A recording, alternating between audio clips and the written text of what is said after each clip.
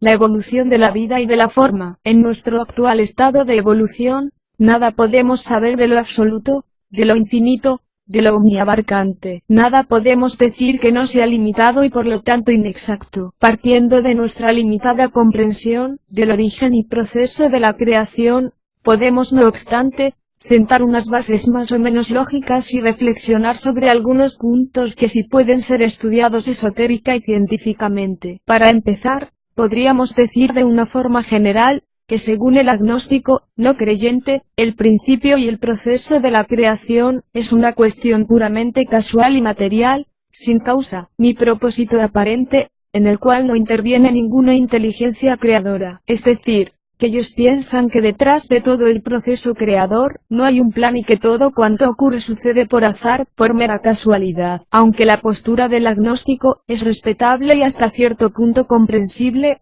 no deja de ser por ello una reflexión superflua y carente de una lógica superior, ya que el universo manifestado, o al menos aquella parte que conocemos, y en concreto nuestro planeta Tierra, reflejan sin lugar a dudas una intensa inteligencia que se manifiesta como leyes coherentes, que rigen de una forma ordenada todo proceso creador, constructor y destructor de la vida, desde el movimiento de los planetas, como las leyes de rotación y traslación, hasta la perfecta simetría matemática en las composiciones nucleares, leyes que rigen la gravitación y cohesión de la materia, el impulso evolutivo hacia más complejas formas de manifestación, etc. Leyes que en definitiva regulan y modifican inteligentemente todo el proceso de la manifestación. Hay que prestar pues una especial atención cuando hablamos de las leyes y lo que éstas expresan, ya que han sido programadas para algún fin en concreto. Las leyes no nacen sin propósito o intención definida, sino que expresan una clara dirección, un propósito definido y programado, y que de ninguna forma puede ser casual. Luego estamos hablando de una inteligencia, de un ser, o seres, que saben programar y crear condiciones inteligentes para algún fin específico. Ese fin específico, es su plan de evolución. Por lo tanto es más lógico y científico creer que existe un creador o creadores que pensar que toda la evolución que evidenciamos, es el resultado de la casualidad y el azar de ningún devenir. Sin lugar a dudas, es más fácil creer que una piedra, se convertirá con el paso del tiempo en un ordenador, que pensar que todo el complejo sistema del cerebro humano haya salido de una fortuita explosión cósmica y del azar. Para un estudio integral sobre la manifestación de las cosas y de los seres, es esencial comprender que existen dos aspectos fundamentales dentro de la creación, el aspecto vida y el aspecto forma, siendo los dos complementarios y necesarios para la manifestación de cualquier ser. El aspecto vida es subjetivo, invisible, es aquello que alienta,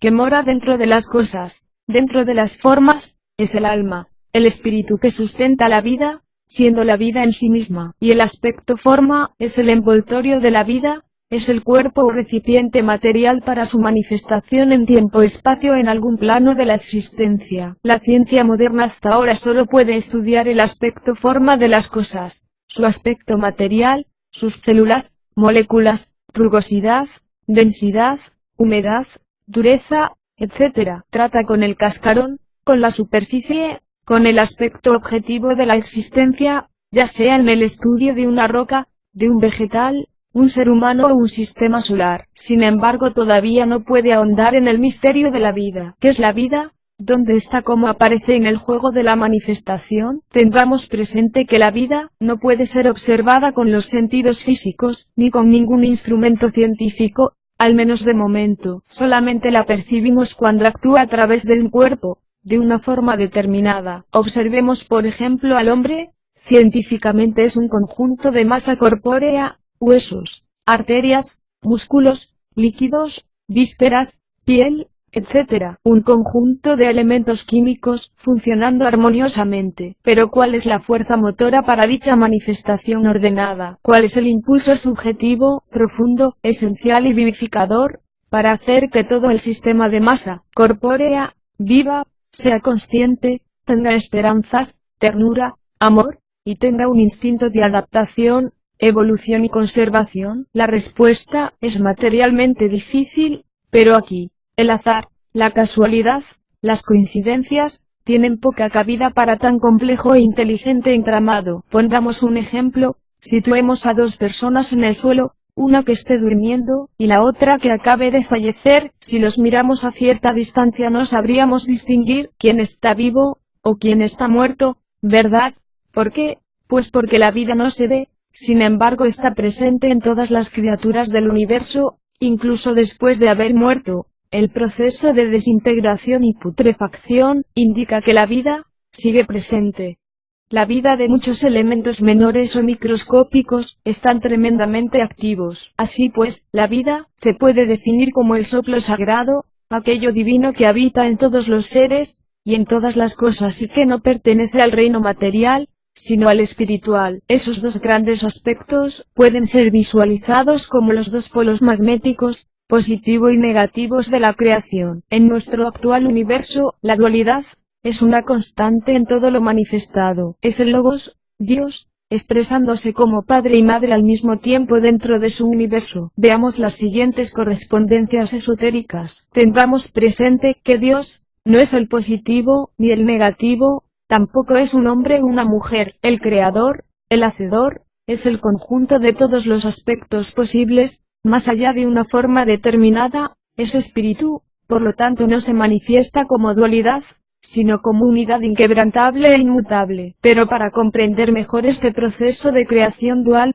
Dios, como espíritu puro, y dentro de su gran plan divino, se desdobla a sí mismo, alejando parte de su propio ser a otras dimensiones alejadas de la fuente, y produciendo, en este colosal despliegue, y mediante la ley de entropía, un enfriamiento, una condensación de energías, que producen, o instauran diversos grados de materia, que a su vez, conducen a la formación de múltiples planos o dimensiones, sistemas, planetas, reinos naturales y elementos atómicos, moleculares y químicos de todo tipo. De esta forma simple en apariencia, podemos intuir el proceso que sigue la involución de la energía sutil en materia densa. Dios es un gran fuego creador, y a medida que su fluido, su lava divina, se va alejando de su núcleo, se va enfriando, endureciendo, y creando en tiempo y espacio numerosas islas, universos y mundos por doquier. Y a pesar de todo, Él lo sigue siendo todo el fuego y la lava,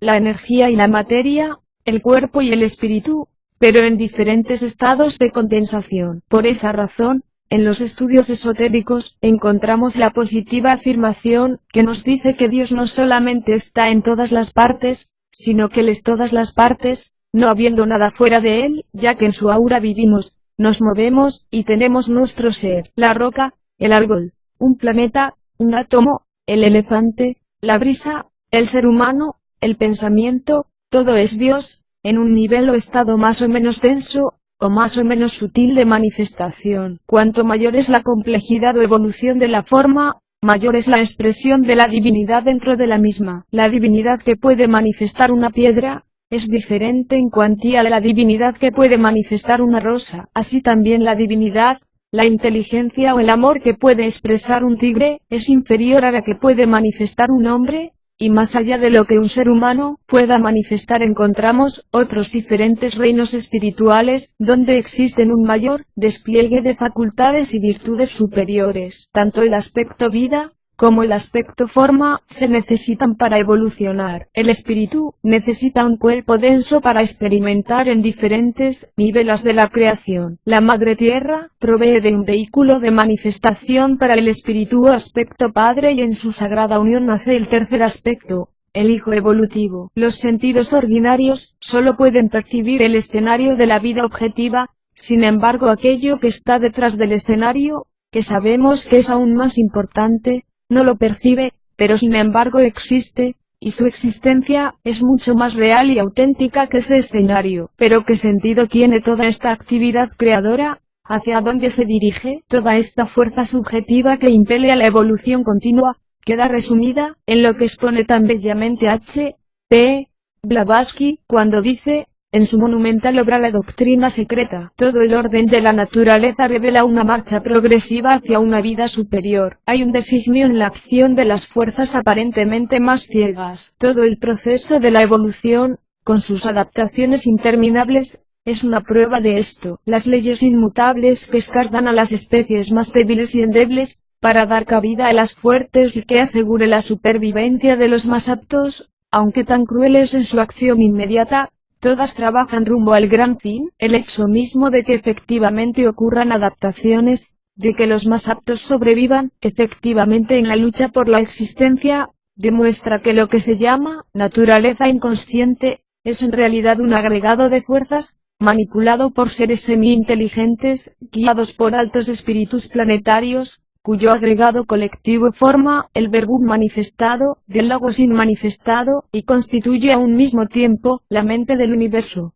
y su ley inmutable. Profundizando un poco más en la excelsa obra de la evolución, encontramos que mediante la combinación de esos dos aspectos fundamentales, vida-forma, surge un tercer factor o aspecto, la conciencia, el alma o la cualidad de las cosas. Tras la sagrada unión entre Padre Espíritu y la Madre Materia, nace o es fecundado en el seno de la existencia el Hijo, que viene a ser el agente evolutivo, el punto medio y mágico del amor divino, e intermediario cósmico entre el cielo y la tierra, entre la vida y la forma. En esta mística unión, se cierra el círculo, y el misterio de la Santísima Trinidad, Padre, Hijo y Espíritu Santo, Madre, forman una sola persona. Esta esotérica Trinidad reside en el trasfondo de todo lo creado, y es la clave cabalística de muchos procesos mágicos y espirituales, es la ley del Santo Tres. De hecho, la creación entera podría ser estudiada mediante el Uno, que luego se transforma en Tres,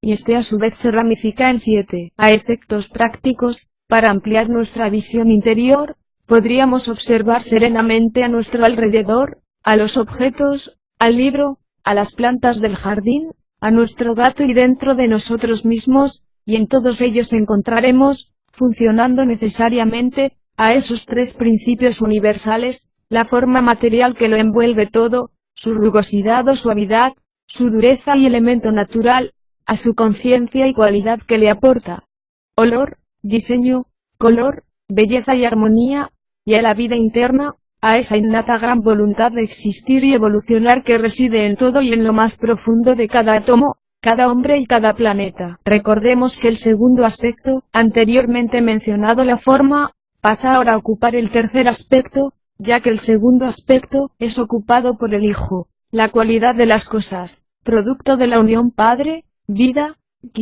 Madre, forma. Veamos las siguientes trilogías reveladoras. Estudiemos ahora cómo se produce la evolución, en sus dos vertientes, interna y externa, visible e invisible, aunque nos detendremos más sobre el aspecto invisible, esotérico del tema, ya que el aspecto objetivo, material de la misma, ha sido y es actualmente estudiada por la ciencia con resultados sorprendentes, que en cualquier momento, y en cualquier enciclopedia correspondiente, podemos investigar. Podríamos comenzar diciendo, que en algún momento determinado en la vida de ese gran ser al que llamamos Logos, o Dios, decidió emprender la ardua tarea de la creación, y no sabemos, evidentemente, cuál fue su razón original, pero sí, que podríamos decir que fue la fuerza primaria, el poder o impulso necesario, que originó esa gran explosión cósmica, que los científicos y astrofísicos llamaron Big Bang. Quizás esta teoría pueda algún día ser demostrada por los científicos, pero aunque así lo hiciesen, y mostrasen cuál fue su desarrollo posterior, jamás podrían saber el porqué, la causa originadora de dicha explosión. Eso está simplemente fuera del alcance especulativo o intelectual. Observemos nuestro planeta. Dentro de él habitan diferentes reinos que se integran armoniosamente, y cada cual ocupa su espacio y su desarrollo natural en el esquema de la vida y de la evolución. Tenemos al reino mineral, al vegetal, al animal y al humano. Esotéricamente existen otros reinos, por debajo del mineral, llamados reinos elementales, 3 en total: primero, segundo y tercero reino elemental. Pero también encontramos otros por encima del reino humano, aunque el ser humano avanzado puede participar de ellos. Los reinos tébicos o angélicos también tienen su lugar esencial dentro de nuestro planeta, ya que participan de una forma muy directa dentro de él. El reino mineral. Cada reino es el cuerpo de manifestación de una serie de vidas menores que habitan dichas formas físicas. De hecho, solo existe vida en todo lo creado. Observamos que dentro del fabuloso reino mineral se encuentran innumerables formas, piedras, cristales, metales, etc. Y dentro de cada grupo mineral, en los niveles internos, en los planos sutiles, encontramos una vida elemental, un pequeño ser que experimenta, vive y evoluciona. La vida siempre proviene del plano monádico, el segundo de los 7, y desde ese altísimo nivel, desciende una pequeña avanzadilla de su propia vida y conciencia hasta los planos inferiores, introduciéndose en un envoltorio físico, ya sea mineral, vegetal o animal. El espíritu desciende desde lo alto, y se infunde en la materia para dotarla de vida. Cada grupo de mineral determinado, por ejemplo el de los diamantes, contiene en los planos superiores un alma grupal, que es el encargado de recoger todas las experiencias, todos los incidentes, ya sean por ejemplo, el calor, la erosión,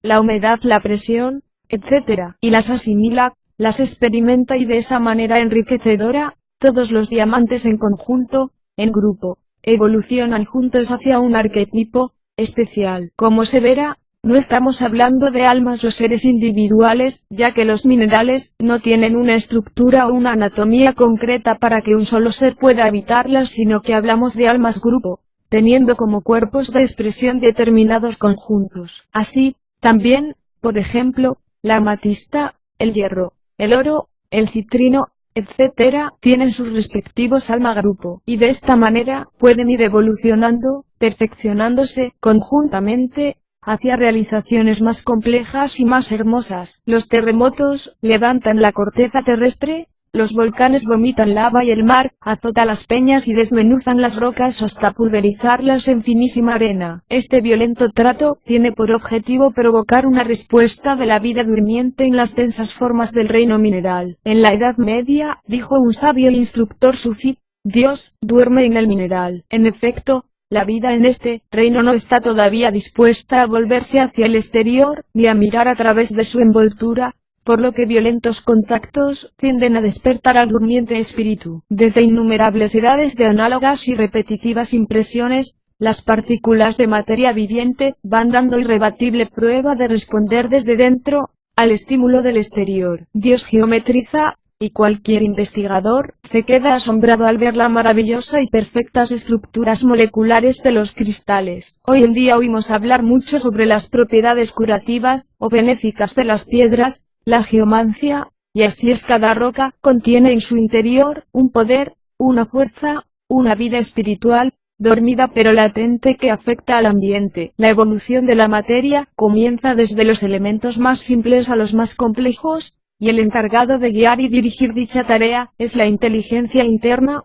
del alma grupo. Con esta afirmación, podemos comprender que antes que existiera el diamante, otros minerales menos nobles iban evolucionando hasta alcanzar ese estado de depurada perfección geométrica. Después de millones y millones de años de experiencias tras experiencias, las almas grupo van construyendo mejores y más nobles cuerpos de manifestación. Eso es la evolución, una fuerza subjetiva que afecta formidablemente a su cuerpo o envoltorio de manifestación objetiva o física. Reino vegetal. Cuando el grupo mineral más avanzado, como por ejemplo el alma grupo de los diamantes, llega a su apogeo evolutivo dentro de su propio reino, siente la necesidad imperiosa de seguir su evolución hacia formas más complejas de vida y de conciencia. Entonces da un salto e ingresa en las más simples variedades del reino vegetal, como por ejemplo el Mo. El fenómeno llamado radioactividad es una de las puertas por donde suelen hacer esa transferencia o transmigración anímica de un reino a otro,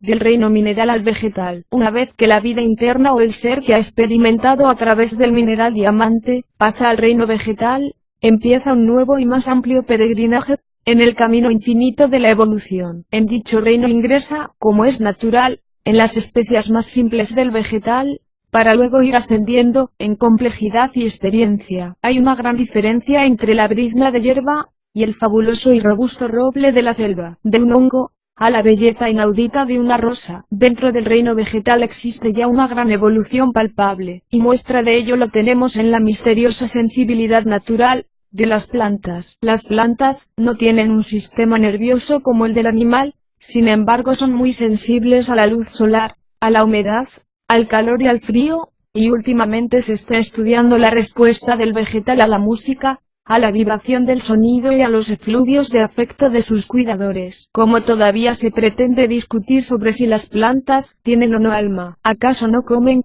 no crecen, no se reproducen, no viven, y mueren? Si no tuvieran alma, nada de eso podrían hacer. Donde hay vida, donde hay evolución y movimiento sensible, hay alma, ya que el alma es la vida, el impulso subjetivo que anima a cualquier forma. Es obvio que no tienen un alma individual como la humana, pero sí una invisible naturaleza espiritual que las mantiene. Desde el punto de vista esotérico, el reino vegetal es el reino que ha alcanzado su mayor evolución o perfección, ya que los demás reinos todavía no han alcanzado su plenitud evolutiva dentro de ese gran plan planetario. Es fácil concebir esto cuando observamos serenamente la belleza, el aroma, la sedosidad y el color de una rosa, su forma geométrica perfecta, sus pétalos armónicamente dispuestos y su devoción al sol. A través de las plantas se puede curar prácticamente todo, y a través de ellas se puede expresar muchos sentimientos humanos y de relación. Cuando queremos decir te quiero,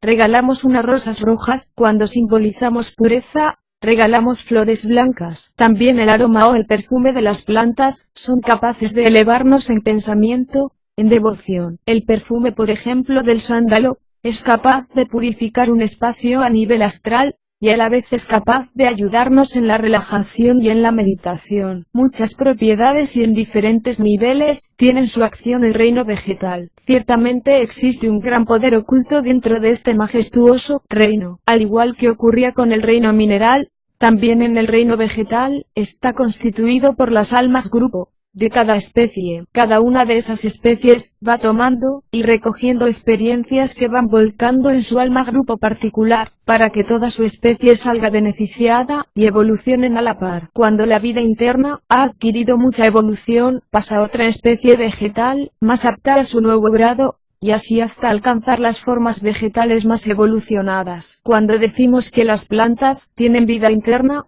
pensemos que no es exactamente una vida individual, sino colectiva, y aunque en apariencia son individuales, en los planos internos o astrales, es la manifestación parcial de una gran entidad, a la que llamamos alma grupo. Si tuviéramos visión etérica o astral veríamos que dentro o alrededor de cada mineral o de cada planta, existe lo que se llama en ocultismo esencias elementales. Los gnomos y los elfos del bosque, las ondinas y nereidas del agua, los silfos y las sílfides del aire, y las salamandras del fuego, son los encargados invisibles de animar y cuidar cada roca, cada planta y animal. De hecho, aunque parezcan un poco caricaturescas y hasta infantiles estas afirmaciones, la realidad supera por mucho la ficción. Estos elementales de la naturaleza son realmente los custodios a nivel inferior de todos los elementos físicos de nuestro planeta, la vida elemental de todas las formas y de todos los cuerpos que son engendrados por la madre naturaleza,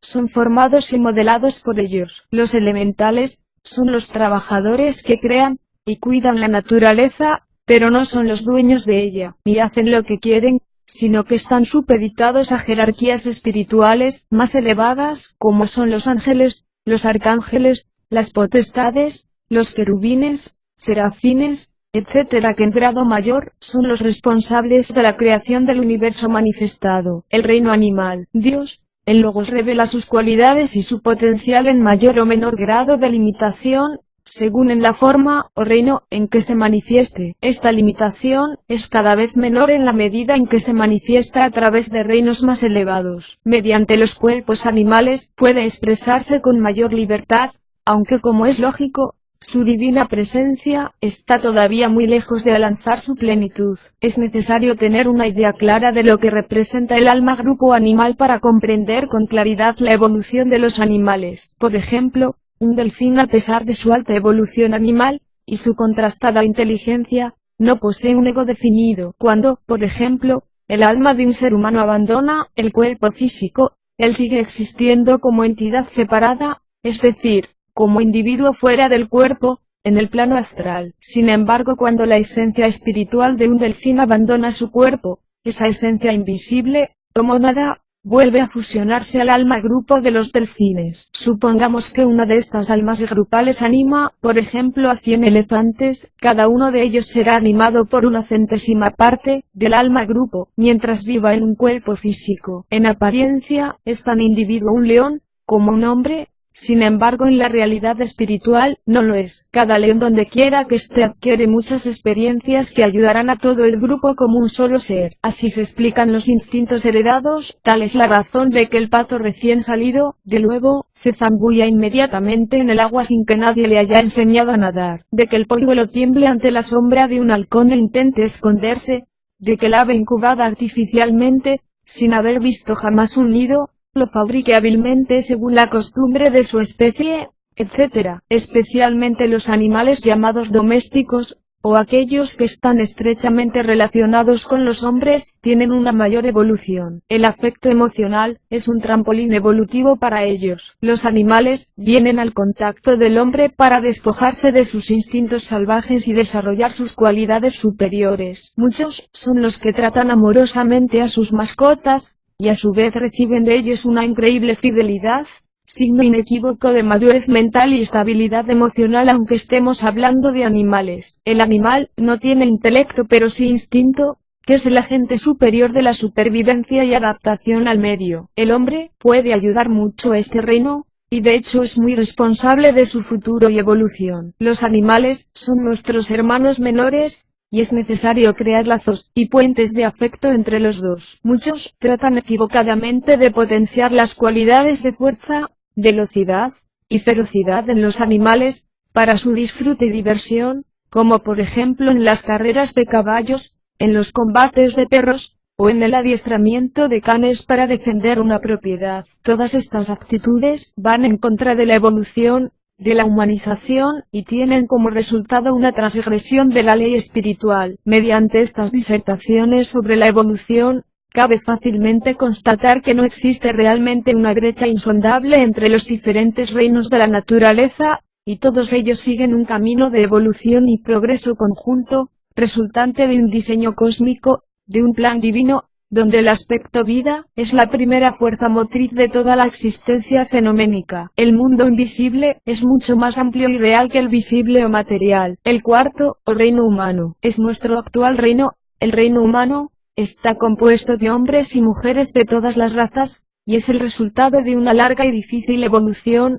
desde las primeras esencias elementales, pasando por el mineral, vegetal y animal. La sabia naturaleza y el propósito divino han tenido que trabajar duro y tenazmente durante millones de años, para llegar a construir un cuerpo, con un mecanismo tan complejo y maravilloso como el nuestro, para poder albergar dentro de él a un Hijo de Dios, el espíritu del hombre, el reflejo de Dios hecho carne. La creación es toda una obra de ingeniería maestra y el resultado de una augusta y extraordinaria inteligencia. Como todavía se puede dudar de un creador, en este cuarto reino, ya no dependemos para evolucionar de un alma grupo, sino que cada individuo evoluciona por separado, individualmente, y es dueño de su evolución y de su propio destino. El ser humano posee la individualidad, evoluciona individualmente, independientemente de los demás, aunque está unido internamente con todos sus hermanos. No puede transferir sus experiencias y su sabiduría a otros, pero sí puede ayudarles a encontrarla. Cuando desencarna, muere,